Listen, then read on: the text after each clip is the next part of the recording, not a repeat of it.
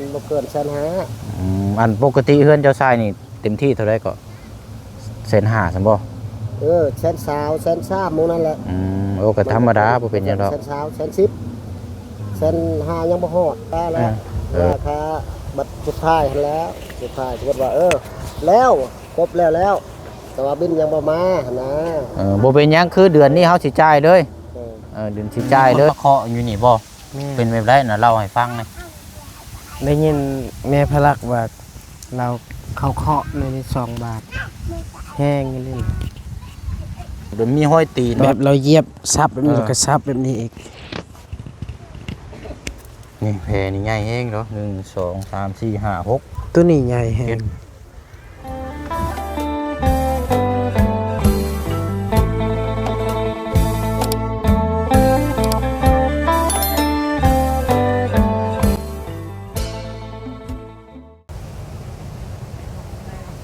แม่นหยังเด้อบาดนี้มีเล็กน้อยเต็มอยู่อันนี้เนาะโอ้ยเนาะบ่อยากให้ทั้งน้องๆเพิ่นมาพัวพันอยู่แถวนี้ปานใดแล้วนี่พี่น้อยเนาะเพราะว่าเดี๋ยวไม้นอกขอกตาไม้ยังตกลงมาใส่เดี๋ยวเป็นหั่นเป็นนี่มามันยากเลยพี่น้อยเนาะโอ้ยเอาเดี๋ยวสิบอกทางอาเจืองให้ทางน้องๆเพิ่นออกพื้นที่ก่อนเนาะพี่น้องเนาะเพราะว่าเป็นพื้นที่กำลังสร้างกำลังปลุกไม่สินไม่ยังมันลมทับหันเป็นหนีมาเดี๋ยวมันยากได้พี่น้อยเนาะเอากับทักทายสบายดีและสวัสดีพ่อแม่พี่น้องเบิร์ดสุคนได้พี่น้องเด้อพบเจอกันอีกคือเก่าคือเดิมเนาะหากมาแต่เยี่ยมยามทำน้องไม้น้องคายพี่น้องกำลังจะไปตัดมันอีกเนาะก็เลยกลับเข้ามาพี่บ้านนี้พี่น้องมาทางอาเจืองก่อนเนาะกับหลายคู่หลายคนหลายพี่น้อง FC เนาะหลังจากทั้งพอน้องเปียวลงคลิปไปแล้วนี่พี่น้องเพิ่นก็อยากให้มีความ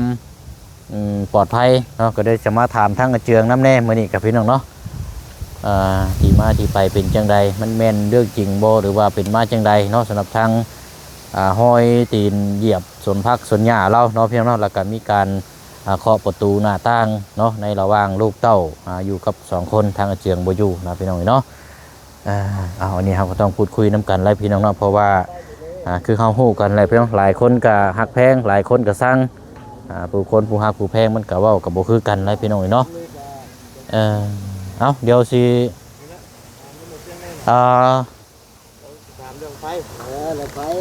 โอเคพี่น้องโดยสบายดีพอเด้อโดยอันนี้ไรก็อยากถามลูกแล้วเรื่องไฟบ่เรื่องไฟนี่อันเฮาบอกทางอาเจืองเรายังไม่ได้บอกเจ้าอีกบ่เราบอกเราให้ต่อเจ้าก่อนเพราะว่าเรื่องไฟนี่เฮาบอกทางอาเจืองว่าคือในต้นเดือนที่ผ่านมานี่เจ้าจ่ายไปแล้วมันบ่วันนี้เดือนนี่นั่นทางชุมเฮาสิรับผิดชอบเองแล้วพอเด้อคือรับผิดชอบเองชุมเจ้าในครอบในครัวเจ้าก็ใช้ไปปกติเลยคือว่าเฮาใส่น้ำเจ้าแหละก็เจ้าก็บ่ต้องออกน้ำก็ได้เอาเป็นว่าเดือนนี้นะทั้งอาเจืองนี่รับผิดชอบไปเลยเพราะเฮือนหลังนี้ก็จะบ่ฮอดประมาณเดือนดอกเนาะหรือว่านั่นก็เอาง่ายซะทางชุมเฮาสิรับผิดชอบไปเลยทางค่าไฟแล้วพอเด้อชุมเจ้าก็ใช้เป็นปกติไปเลยรถแต่ว่าขออย่างเดียวคือเอาบินมาให้เฮาเนาะบินเบิดเท่าไรเดี๋ยวเฮาจ่ายให้เด้อพอเด้อและแต่เฮาสิจ่ายตามบินเนี่ยนะเฮาบ่จ่ายแบบเท่านั้นเท่านี้นะเอาเพราะว่าทั้งสุดท้ายเด้อไปทั้งสุดท้ายเด้อสมมติว่าจ่ายแล้วนี่เนาะโดยจ่ายแล้วว่าปดแต่ว่าโตเขาจดว่าบ่ทันมาเก็บพันเด้บ่เป็นหยังเอาบินมาเพราะละถ้าเอาบินมาแล้วเฮาสิให้เอาเจ้าบินให้ทางอาเจืองแล้วอาเจืองสิมาฝากให้เฮานะสมมุติว่าแล้วปดทันแล้วปดแล้วกบแล้วยังว่าแล้วพอแล้วบ่ได้กบยังอีกบ่กบยังอีกกับเอาง่ายซะมันเป็นเดือนของชุมนี้นะเฮาสิจ่ายให้นะเอาง่ายค่ะว่าเฮือนแล้วก่อนหรือว่ายังบ่ทันได้เบิดเดือนก็บ่เป็นหยังคือเดือนนี้เฮาสิจ่ายจบเลยนะเพราะคือว่ารับผิดชอบเดือนนึงซะเนาะให้เจ้าเข้าใจนำเลยคือว่าเดี๋ยวชุมเฮาสิจ่ายให้เนาะจ่ายแต่ผ่านมามันบ่เกิน150,000อันปกติเฮือนเจ้าชายนี่เต็มที่เท่าไรก็150,000ซั่นบ่ แสนสาวแสนสามหมู่นั่นแหละ โอ้ก็ธรรมดาบ่เป็นหยังดอก แสนสาวแสนสิบแสนห้ายังบ่ฮอด โดยเอาบ่เป็นหยังคืออยู่ในระหว่างนี่เดี๋ยวเดือนนี่นะชุมเฮาสิรับผิดชอบเองนะพอเด้อบ่ให้ทางเจ้ายากดอกเรื่องค่าไฟแต่ว่าเฮาขออย่างเดียวคือเวลาทางการไฟฟ้ามาเอาบินมาเอามาบินมาให้เฮาเจ้าเอาไปให้ทางเจียงก่อนก็ได้นะเฮาสิจ่ายเฮาสิรับผิดชอบเองดอกเด้อไม่ยากดอกพอเต็มที่ก็สิประมาณ 2-3 แสนนี่แหละเนาะถ้ารวมหมดเลยก็ โอ้โหอะไร แต่ว่าเจ้าจ่ายแต่ละเดือนคือครอบครัวเจ้านั่นประมาณ120,000บ่ ประมาณแสนสาวมันหลายหลังเฮือนเด้หลังนี้ก็ต้องคอยมัดดู3หลังเฮือนนี่ก็ต้องคอยมัดสี่ทางน้ำนี่โปมน้ำทำ อ๋อไผนี่ต่อจากเฮือนเจ้านี่มีอยู่จักหลังก็ 3 หลังเอาเฮือนหลังนั้นเนาะ แม่น หลังนั้นก็แม่นหลังนี้ก็แม่น แม่น มีอยู่3กับเพื่อนเจ้าเนาะเท่ากับเป็น4ทั้งเฮือนน่ะเจืองบ่เป็นหยังหรอกเนาะกันบ่เป็นหยัง 3 4กับเขาเด้อ เออ ออกกันเด้แล้วก็แต่เขาเอาพร้อมกันออกทีนี้ ของหารซอยกันเนาะ ห้านน้ำคือกันเจาะเขาเจาะก้อนแต่เราทอกคืน โดย ไฟคือกันค่อยลงก้อนแต่เราเอาให้คืนโอเค กระบิดแล้วเราบริเงินเราออกที่เนาถ้าเราเอาให้คืน บ่เป็นหยังอันนั้นก็คือตัดออกไปเลยซะให้เพิ่นใช้ปกติรถอันนี้น่ะแต่ว่าเฮาสิรับผิดชอบคุย ว่าแล้วว่าค่าบัตรสุดท้ายแล้วสุดท้ายสมมติว่าแล้วครบแล้วแต่ว่าบินยังบ่มานะ บ่เป็นหยังคือเดือนนี้เฮาสิจ่ายเลยเดือนสิจ่ายเลย หรือว่าถ้าว่าแล้วก่อนเดือนก็เดี๋ยวเฮาสิคุยน้ำเจ้าอีกทีนึงเนาะถ้าว่าเจ้าว่าเห็นดีน้ำเอาขี้ข้านรอถ่ายบินก็เอาปกติเจ้าจ่ายเดือนละ150,000 120,000คือถ้าเฮือนเจืองแล้วเรียบร้อยแล้วบ่นี้เฮาสิคุยทีนึงเดี๋ยวถึงเทื่อก็เฮาสิให้เกินเลยก็ได้เองสินะเดี๋ยวพอเด้ออาจจะได้คุยน้ำกันอีกทีนึงก็ได้เนาะสมมุตินะคะแนนตัดใจ โดยบ่ยากหรอกบ่ยากเด้อพอเด้อบ่ให้ยาก บ่แม่นว่ายากซื้อนำซื้อในดอกจะมีแต่เพียงแต่ให้จ่าย บ่เฮา จ่ายชดคิดแล้วชดคิดแล้วแบบว่า เข้าใจอยู่แล้วนี่นะเฮาต้องจ่ายน้ำกันได้ ญาติเป็นค่าทายแบบว่าพอแล้วเด้อนี่เด้อจ่ายแล้วเป็นชุดนี้เนาะว่าโตเขาจดใหม่ยังบ่ทันมา แม่นตัวจดใหม่นะ จดใหม่บินตัวนั้นยังบ่ทันมาแต่ว่าตัวนี้ส่งแล้วปลดแล้วไผอ่ะนะปลดแล้วแต่บินทีหลังบ่ทันมาเด้บัดมามัน โดย เจ้าปลดแล้วก็บ่อยากจ่ายอีก เอาเป็นว่าเอาเข้าใจง่ายๆเลยเอาเข้าใจง่ายเลยถ้าว่าเฮือนหลังนี้มันแล้วก่อนเดือนนึงเนาะ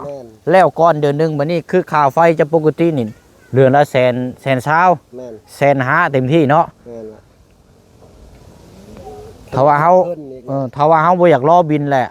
เฮาสิเอาเงินสดนี่ให้เจ้าก่อนล่วงหน้าไปเลย แล้วเจ้ารับผิดชอบเองเลยได้แบบสิเนาะหรือว่า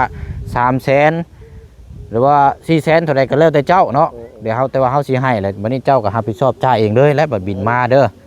แบบนี้นะพ่อ เฮาย่านแต่แบบโดยแล้วแบบว่าสิปลดภัยแล้วเนาะปลดภัยแล้วแต่บินบ่มา โดยเอาหั่นแหละบ่ให้ยากเด้อพ่อเด้อมีหยังก็เฮาคุยนํกันบ่ให้ยากหรอกเฮาโดยเอาเดี๋ยวเฮาสิแจ้งบอกทางเจิงเพิ่มเติมอีกเทื่อนึงนะพ่อเด้อโดยเอาเนาะกำลังสิเข้าไปนี่แหละพี่น้อยพูดคุยนํกันอีกเนาะพอดีทั้งพ่อเพิ่นเนาะอยู่นี่แหละพี่น้อยเพราะว่าเฮาใส่ไฟต่ออยู่นี้เนาะเอาบ่เสียงให้คำแนะนำทางเจิงแล้วพี่น้องบอกเพิ่นทีนึงแล้วแต่ว่าพอเพิ่นยังคล้ายๆว่าคือเฮือนหลังนี้แล้วก่อนสิ้นเดือนนะแล้วก่อนเดือนเพิ่นย่านเฮาบ่จ่ายจังซั่นจังซี่นะพี่น้องแต่ว่าบ่เสียงบ่ให้อคติเนาะพี่น้องจะรับผิดชอบเดือนนึงเราเต็มที่ใช้น้ำกัน3ครอบครัว1 2 3เดือนละ120,000หรือว่า150,000เต็มที่ถ้าว่าเฮือนหลังนี้ยังบ่ทันได้แล้วอันก่อนคือถึงเดือนเนาะถ้าว่ามีงบมาเพิ่มมาเร็วนะพี่น้องแต่ว่างบทางหลังคาไม่ฟ้าเชื้อรานี่ก็ยังบ่ทันมีตอนนี้นะพี่น้องแต่ว่าสิได้แต่บงกบประตูหน้าต่างกับค่าสร้างเท่านั้นแหละพี่น้องเนาะเป็นพวกบันดอกบันไดเป็นแห่เป็นอย่างพวกนี้บ่เชียงซื้อมาครบหมดแล้วนี่พี่น้องถ้าสิเพิ่มเติมก็แม่นว่าปูนเนาะ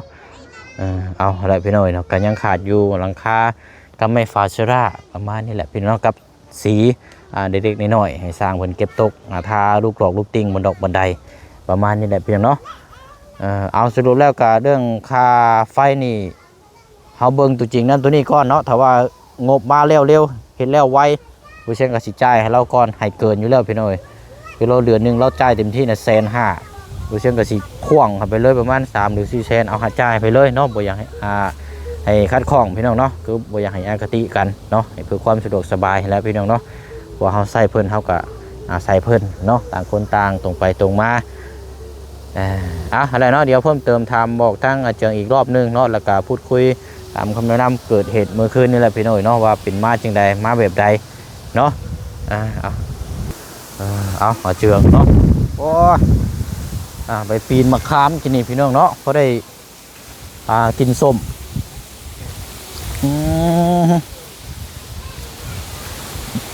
ลมแห้งได้มือนี่โอ้เอาต้องเอิงเนาะใช้ตื่นเลยมานั่งพี่ก้อนใช้ตื่นละกันเนาะ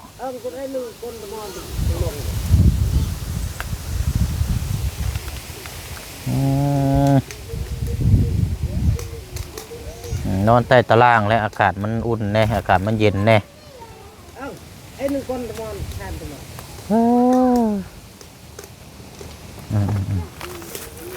เดี๋ยวให้ทั้งอันนี้ก่อนน้องพลักเราตื่นนอนใหม่แล้วใส่กางเกงยังก้อนพี่น้องเดี๋ยวเขากล้องมันบ่ได้พี่น้องอีเนาะเอาเนาะสบายดีเนาะทั้งเจืองพี่น้องอีเนาะโอ้ยคือลมแทบมือหนีบ่ละเป็นน้ำมันเพิ่นไปพังนี่บ่พีบ่แต่เขาคือบ่ล้มเนาะล้มมื้อนี้พี่น้องล้มแต่เศร้าบูเลยเดี๋ยวไปเสียงตั้งกล้องก่อนจังหน่อยแล้วก็สิไปมีแนวมาพูดคุยนำทางสร้างเขานี่ยุติเนาะมื้ออื่นเนาะมื้ออื่นสร้างมาดำเนินการต่ออีกหัวน้ำกันแม่เนาะโอ้ยมันก็ตื่นบ่ผู้บ่าวน้อยนี่กินแล้วบ่เข้ากินมาแล้วบ่เข้าพลักบ่เจ้าแล้วนั่งบ่เอาปลาทูเด้อแล้วก็ป้อนเรานำหน่อยเด้อไม่ก่อนก็ได้หรือว่าซอยเวียกซอยงานเนาะโดยเรียบร้อยเนาะโดยหยุดสบาย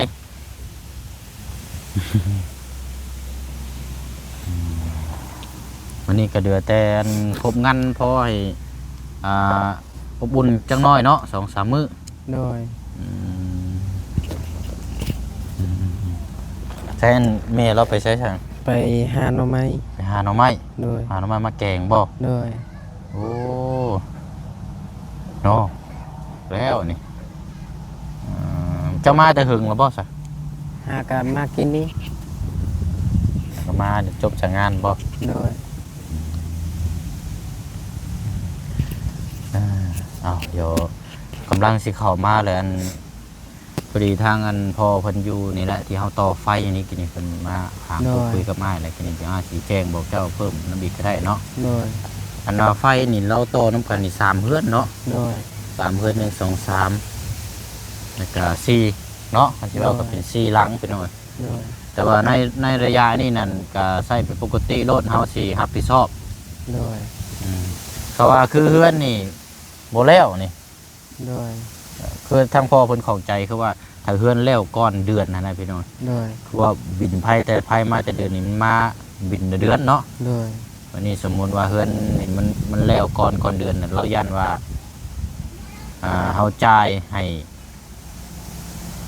ครึ่งนึงสินะแต่ว่าเราก็จะคิดให้เต็มอะไรพี่น้องเนาะแต่ว่านี่บ่ให้ยากแต่ว่าถ้าแล้วก้อนก็มีแต่ว่าบ่ใช่สิจ่ายให้ก้อนนั่นแหละเนาะจ่ายเอาก้อนแล้วก็คือถ้าว่าเดือนนึงเราเสีย120,000บ่ใช่ก็สิให้คว่ำให้เกินอยู่แล้วเนาะแล้วต่อไปให้เรารับผิดชอบเลยยากเราพี่น้องโอ้มาเลยเนาะหลายๆอยู่บ่ลายอยู่บ่หน่อไม้โอ้เอา3-4 แกงเหรอเนาะแล้วก็อันนี้น้ำเจืองเด้อบอกทางน้องๆหนูๆเนี่ยบ่ให้มาลิ้นอยู่แถวเฮือน โดย เนาะบ่ให้มาดินอยู่แถวเฮือนเด้อ โดย เพราะว่ายังจังว่าเดียวไหม้ยังมันตกหล่นทับเป็นหั่นเป็นหนีมานี่เจ้าของอยู่นี่ยากได้หลายเจ้าต้องเบิ่งได้ก็อ้ายบอกมาแล้ว โดย เป็นว่านางลาดนะนางลาดไม่กลายถึงนะ โดย นั่นลมบุงมาน่ะบ่แห้งแล้ว โดย ยังลมครับเอามาเห็นพากันยมๆโอ้ยพี่น้อยเอาง่ายสาเขตนี่เนี่ยบ่ให้ทั้งน้องๆเพิ่นมาเล่นเนาะให้เพิ่นไปเล่นอยู่ทางอื่นซาเด้อ โดย เพื่อความปลอดภัย โดย เนาะเป็นหนีมาเนี่ยมันยากได้พ่อแม่เขาพุ่นละสิเว้าใส่เฮา โดย ลูกน่ะบ่เว้าหรอกแม่นอยู่ลูกหลานตัวเองนั่นแหละลูกหลานตัวเองยังยาก โดย มันมีแต่ไม้แต่ตอกซ้ำมีเท่งกายใช้ซื้อบ่ได้ตอกตะปูซับ โดย มาเลยบอกทางน้องๆเพิ่นเด้อล่ะเด้อ โดย ให้เพิ่นพากันไปเล่นทางอื่นพุ่นเนี่ยเพิ่นแถวพื้นที่นี่หยุดซะเนาะ โดย เนาะเนาะแล้วก็มามื้อเช้านี่คือว่ามีคนมาเคาะอยู่นี่บ่ แม่ เป็นแบบไรน่ะเล่าให้ฟังหน่อย ได้ยินแม่พลักว่าเราเขาเคาะใน2 บาทแห้งอย่างนี้ตอนเขาอยู่หั่นเขาบ่เห็นได้ยินนะบ่ได้ยิน บัดเฮาไปงานดีเขาหั่นกับแม่น้องพลักว่าอยากมีคนเคาะในนี่แหละข่อยก็ว่าสร้างเว้าแท้เราไอ้เล่ล่ะเราว่าเขาเคาะ2 บาท ประมาณจังโมงนะ ประมาณ8 โมง เป็นโมงแรงนะบ่ โดน8 โมงมื้อแหละ 8 โมงหรือ9 โมงล่ะ8 โมง9 โมงก็มันก็เงียบแล้วบ้านเฮาเนาะ โดย แต่ว่าเงียบสงัดแล้ว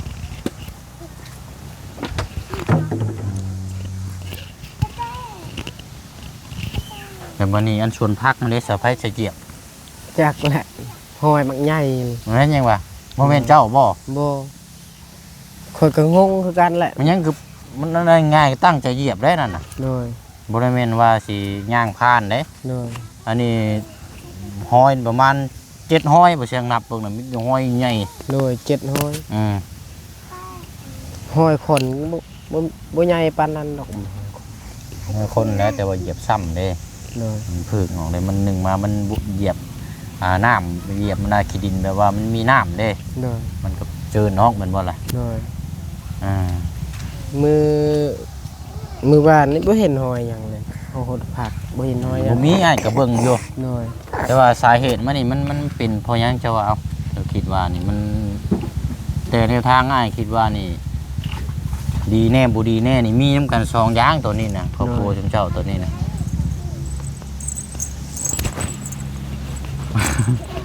ทางน้องหังก็นอนอย่างเดียวไผมาเคาะกับช่องเบิ้งกว่าเนาะช่องเบิ้งแล้วก็ถ่ายโทรศัพท์มันไว้โทรศัพท์ก็ซื้อมาให้เอามาให้อยู่ถ่ายวิดีโอไว้ โดยบ่คันคอยอยู่คอยบ่ก็บ่ย่านดอกสิลงมางั้น เพราะคันว่าเจ้าอยู่เขาเจ้ากับบ่มาคือกันนั่นแหล้วว่า โดย เอาเวลาลูกเมียอยู่เป็นแบบสินั่นก็เต็มที่แล้วแบบนี้ว่ามันก็อยู่กันวันละวันละแวงได้เนาะ โดย อยู่ในบ้านในส่วนหลายกับแบบนี้ก็เคยมีอยู่บ่ล่ะ บ่เคยมี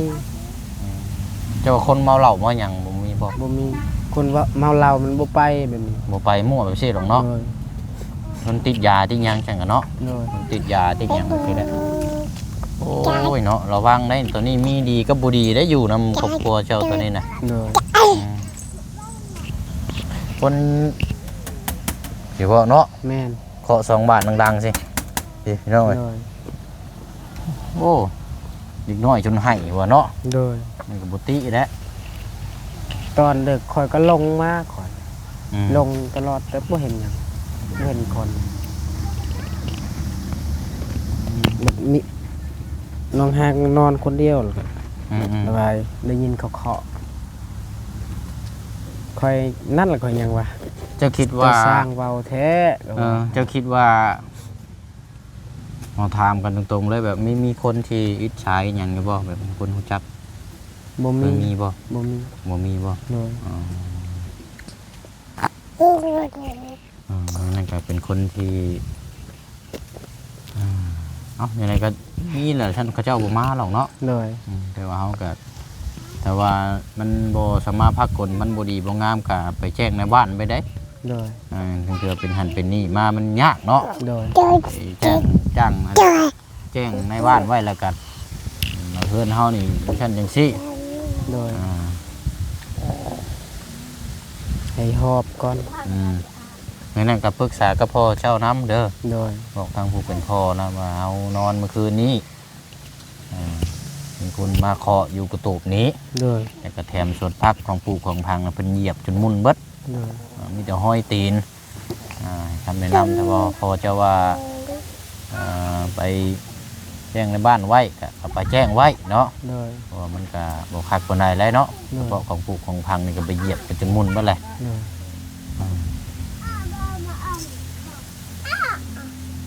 นะเนาะอันนี้ก็มอบหน้าที่นี่ให้เจ้าและพิจารณาเองแล้วล่ะเด้อ โดย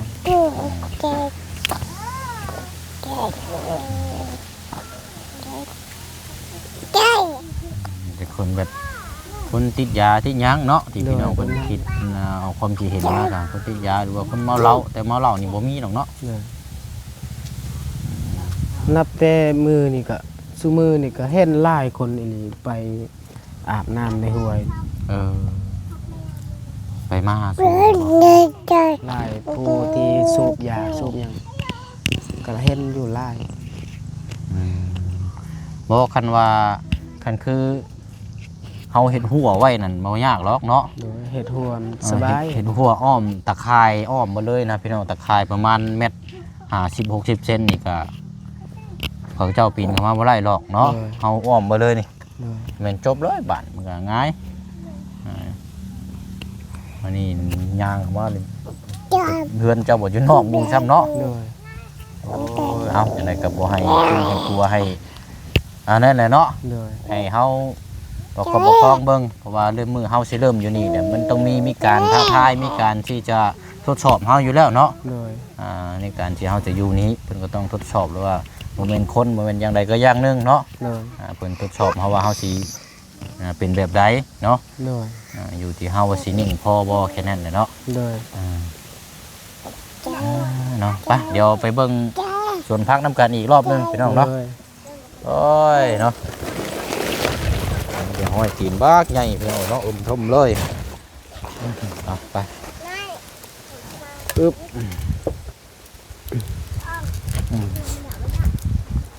อันนี่แหละทางน้องๆเด้อบ่ให้เพิ่นมาลิ้นอยู่นี่เด้อระวังได้นี่เป็นอย่างต่างๆพี่น้องเอ้ยอย่าเป็นหันเป็นนี่มายากเด้ใช่ล่ะ นี่ เบิ่งเนาะเบิ่งน้ำกันอีกรอบหนึง ตัวนี้ห้อยตัวนี้หากะบ่บุญเหยียบทีนี้เราลองเหยียบ บ่บุญลองทดสอบเบิ่งบ่ โดย นี่นะนี่ห้อยตีนนี่ โดย คล้ายๆคนนี่สิแบบถอดเกิบเนาะ แม่น ถอดเกิบเดี๋ยวมีห้อยตีน แบบเราเหยียบซับแบบนี้แล้วก็ซับแบบนี้อีก นี่แพนี่ใหญ่เองเนาะ1 2 3 4 5 6 ตัวนี้ใหญ่แฮง ยังกระยานะนี่เหยียบพักเบิ่งนี่ โดย จะเหยียบมันได้ยังแนวอยู่ในกินนะ มือวานนี่ก็บ่ได้เห็นหยัง ถ้าสิเหยียบช่วงตอนที่เจ้าไปพุ่นล่ะเนาะ โดย ไปงานเพิ่นดีพุ่นล่ะนั่นที่ไปเชียงเบิ่งนี่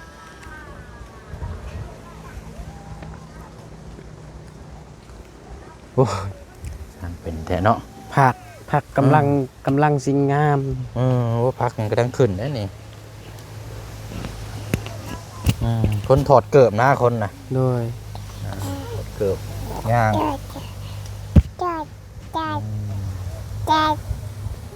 นี่ มีหยัง ตัวนี้แม่นนี่เลยตัวนี้ ช่องยาสูบบ่ แม่น เดี๋ยวมาสูบยาทิมช่องไว้นี่อีก โดย เนาะอันนี้ก็หัวอ้อมดึงมันเป็นสิไข่อยู่พี่น้องเนาะอ้อมมาเลยความปลอดภัยก็สิสูงหลาย โดยตื่นมาน้องหังว่าจักไผเหยียบผักเจ้าบ่ล่ะวะเจ้าลงขี้บ่แม่นว่าอ้าวข่อยว่าบ่แม่นแล้วข่อยว่า บ่เคยไผสิเหยียบผักตัวเองแล้วก็ว่าเจ้าเหยียบบ่แม่นนะค ข่อยมา โอ้ เบิ่ง หอย อ้าว ตีนเจ้าก็นี่น้อยหนึงวะ โดยกูสิเบิ่งอ้าว เออ หอยตีนมันใหญ่ หอยตีนมันคนละทิศคนละทางเลยบ่เนาะ โดย โอ้ยเนาะบ่ดักเลยตาซะเนาะมีแต่ว่าเอาละเดี๋ยวตอนช่วงแรกๆอาจสิเข้ามาอีกเทื่อหนึงเด้อ โดย มื้ออื่นเนาะ โดย สร้างสิมาดำเนินการอีกพี่น้องเอ้ยสิแจ้งบอกทางสร้างเพิ่นอีกเทื่อหนึงวันนี้ก็เฮาหยุดก่อนแล้วก็เก็บเมียนแถวนี้แหละเนาะ โดย เล็กน้อยแต่ว่าขออย่างเดียวให้ทางน้องๆเพิ่นออกไปแล้วล่ะเด้อใน โดย พื้นที่ในเฮือนนี่เด้อ โดย เป็นไม้ไปตอกบ่ให้เพิ่นเล่น โดย ไปเล่นอยู่หมองชนไกลๆว่าอยู่เทิงนี่มีแต่แป้นเป็นอย่างลมก็ลมแห้งจำก็พัดอย่างถึงมา โดย เจ็บไข้มานี่มันยากเนาะ โดย เด้อไปซะเนาะอยู่ดีมีแห้ง ส เนาะ บายดี โดยมีจังไดก็ปรึกษาเบางทางพ่อเจ้าเบิ่งเด้อ โดย นี่ก็ถ้าพ่อเจ้าว่าจังไดก็จังว่าตามเราเท่านั้นเนาะ โดย ว่าเราก็ดีสุดแล้วผู้เป็นพ่อเนาะสาระเบิ่งให้คำแนะนำเราแล้วว่ามันเป็นมาที่มามันเป็นนี่เนาะไปตามนั้นละพี่น้องเนาะเพื่อความเป็นห่วงเป็นใยทั้งลูกหลานทั้งลูกเต้าโยกย้ายออกไปบ่ให้ดินอยู่นี่พี่น้องเนาะแล้วก็ให้ทั้งอาเจืองและพี่น้องให้คำแนะนำเนาะเอาก็เฮ็ดหยังบ่ได้ให้คำแนะนำโดยย่านเป็นหันเป็นนี่มาแล้วพี่น้อยเนาะไม่แต่ว่าก็ไปพูดคุยกับทางผู้เป็นพ่อเนาะทางผู้อำนาจผู้ปกครองแล้วพี่น้อยเอาสิพิจารณาแบบใดเนาะอันนี้ก็มันแค่เริ่มมือนี่นั่นคือมามูนาหัวมันได้มีอย่างแน่นอนนะพี่น้องเนาะปะอะไรเนาะมีอย่างเพิ่มเติมจังไรเดี๋ยวมาแจ้งพี่แจ้งน้องน้ำกันอีกเรื่องพี่น้องเด้อเนาะตอนนี้ก็เรื่องงบเนาะเดี๋ยวแจ้งพี่แจ้งน้องน้ำกันอีกรอบนึงเนาะก็ยังขาดดังค่าพี่น้องเนาะหรือว่าสังกะสีแล้วก็ไม่ฝาเชื้อราบงก็ประตูหน้าต่างนี่น่าจะไล่แล้วเนาะเดี๋ยวพี่แจ้งจะมีแบ่งเอาทั้งค่าสร้าง